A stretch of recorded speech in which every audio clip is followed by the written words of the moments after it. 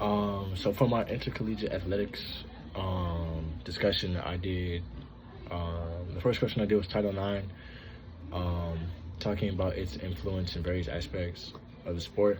Um, Title IX and its practices in the sport management had the first one was increased participation. Title IX has dramatically increased the female participation in collegiate athletics.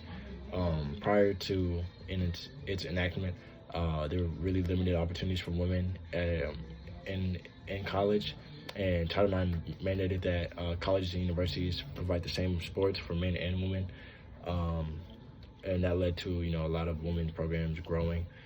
Um, Improved facility resources. They also had to have the same facilities as the men and resources as the men, to make sure that everybody's being fair. Scholarship and financial aid. Title IX led to an increase in the number of athletic scholarships available to female student athletes. This also made it a lot easier for them to go to college. Knowing that they can get a full ride scholarship, or even 75%, whatever it may be. Um, and then some challenges by administrators would be Title IX's application to the sport emerging. Administrators must make sure that they're providing equal opportunities for both genders. This could be hard when trying to balance existing sports teams with new upcoming ones. Compliance issues. Maintaining the Title IX regulations can be complicated, especially for smaller institutions with smaller budgets. It's kind of hard to make sure that what you give to one like maybe team, you have to give to the other team. So kind of balancing that out is going to be hard. But opportunities, there's a lot of growth in women's sports. There's enhanced reputation and branding, because you have your gender equal, and that could be a really good selling point. And there's a lot more diversity and inclusion. The second one was talking about the NIL and how the changes might affect the landscape of college. Well, for one, now that you can get paid for, your name, image, and likeness, this provides the top athletes, or even athletes, who are pretty well known, opportunities to now sign with endorsement brands, and they can get paid for being in social media campaigns and benefit from their name. So it's really big, and they could all do that while in college.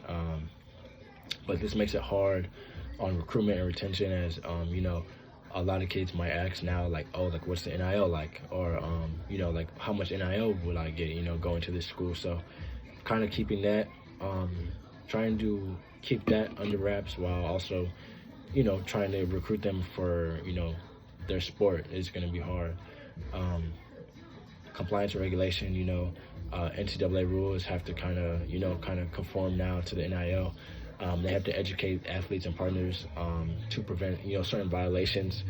Now that it's been a lot, that now that's more flexible, and they need to learn about the NIL, and how to really manage that, and get the legal stuff down and all that stuff as well. So, and the last question I did was examine the role of sport managers in promoting physical and mental health of student athletes. For physical health, there's injury prevention and rehab.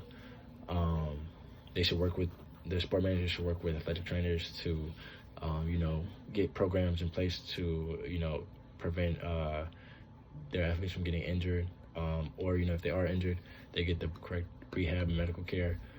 Nutrition programs, ensuring that these athletes are recovering well, and eating has a big thing to do with that. So making sure that they on a good diet, and it caters to their health and performance is going to be big too. And scheduling and recovery, with so many teams out, you need to have a schedule for them to recover, because you can't just fit everybody in one time zone. And then second, mental health is a big thing. Making sure that that we know that we're not just athletes, but we're people at the end of the day.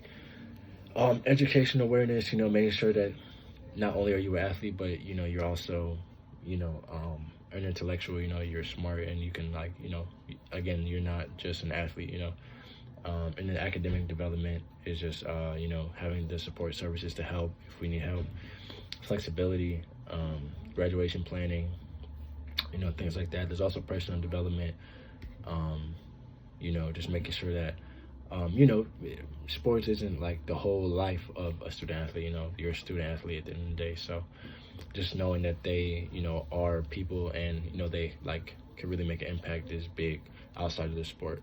So thank you.